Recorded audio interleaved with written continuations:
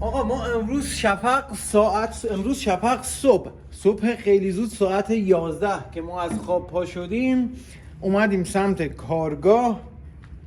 یه دونه از این گیره های بسیار قدرتمند ساختیم. فیلم کاملش رو گرفتم، برای همین زیاد توضیح راجبش نمیدم. در کانال اولم حالا میذارم یا هست، چون همین امروز فیلمش رو گرفتم، هنوز ادیت نشده. شما اینو در سایزهای مختلف میتونید بسازید. بسیار بسیار بسیار قویه، یعنی حداقل فکر میکنم 1 تن رو راحت نگه داره. این به کنار، حالا بریم یه دونه ابزار خیلی خیلی ساده بسازیم دوستان. با همدیگه بریم جلوتر که شما هم ببینید ساخت این ابزار چقدر ساده و راحته. دیدان ابزاری که امروز میخوایم بسازیم با طبق پراید. دوستان در یک ویدئو من در کانال اولم سال گذشته گفتم از این طبق ها حتما زیاد تهیه کنید، هر چند تایی تونستید از اینا بگیرید. حداقل 10-12 مدل ابزار میشه با این ساخت.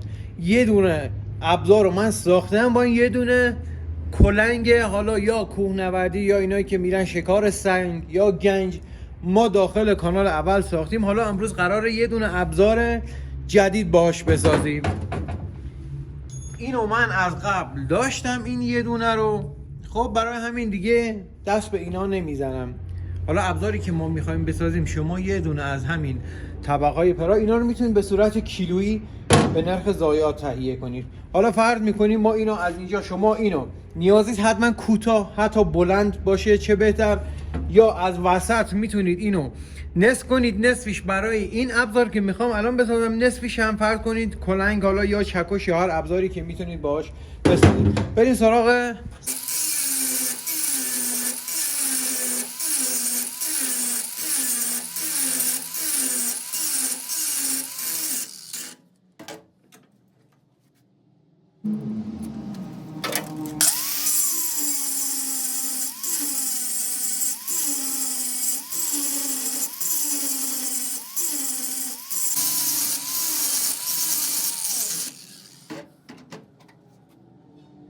خب دوستان، ابزاری که ما ساختیم یه دونه دست بوکس هست. خب این حالا ریزکاریاش مونده، فقط اینو از من تکمیلش نکردم تا یک سری نکات رو براتون بگیرم. دوستان ساخت دست بوکس به این صورت اشتباهه که فرض کنیم از جلو مثلا 12 باشه، بیاد عقب بشه مثلا 13.5 یا 14.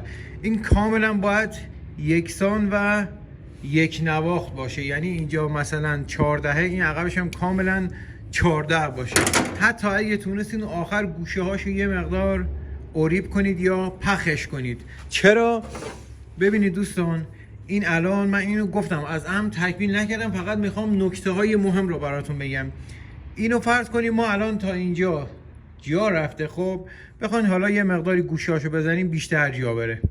اینو ما وقتی فشار به این بیاریم یا موقعی که تحت فشار یه پیچ خیلی سفته یا یه پیچ رو میخوایم خیلی سفتش کنیم، وقتی اینطوری زور بزنیم باهاش، این گوشه هایی که حالات پهنا یا ضخامت بیشتری داره، این گوشه ها درگیر میشه با این گوشه های بوکس ما، با گوشه ها درگیر میشه و وقتی فشار میاریم احتمال داره که بوکس رو ترک بده از این قسمت. این شاید یه چیز خیلی ساده باشه، ولی اگه حواسمون به این نکات نباشه ممکنه کار دست خودمون بدیم و بزنیم بوکس رو نابود کنیم. میخواستم این چیزی بگم. پس اینو حتما دقیق شما در بیارین. حالا ما اینو مرتبش میکنم، دقیق در میارم و بریم با هم یه تست قدرت ازش بگیریم با بوکس بزرگتر.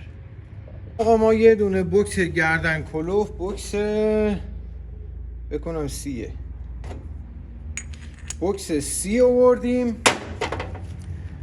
بندازیم به این و با یه تیکه یه دونه لوله، حالا یا تایلیور، ما میگیم تالیور یا تایلیور، بندازیم و اینو سیکشش کنیم ببینیم چی میشه.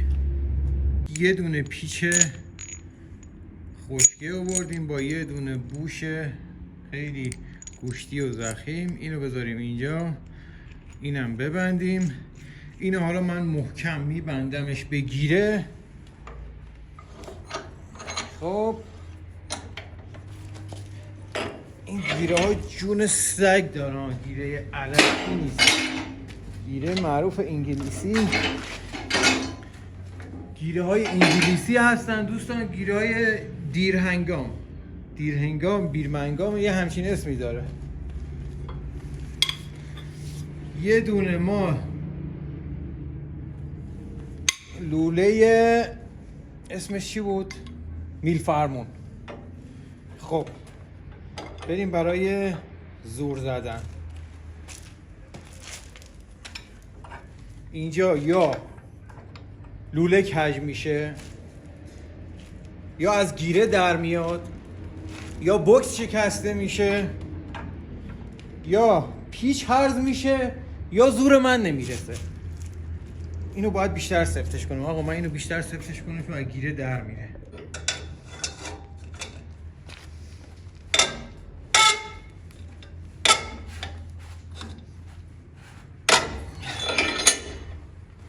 کجش کردیم. خب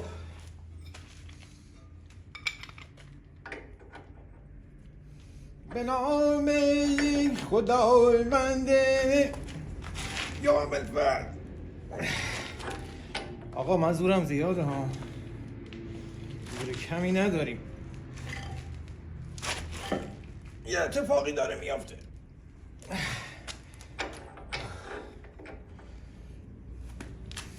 میترسم از اینجا خودم رو ناقص کنم. یه استوب بزنیم و دوباره زور بزنیم، گیره نمیذاره. دوستان سندون پشت سر من بود، گفتم این به هر دلیلی در بره کمرمو داغون میکنه. دو دستی بکشیم. بی نظیره دوستان. اینم از دست بوکس. امیدوارم که لذت برده باشین.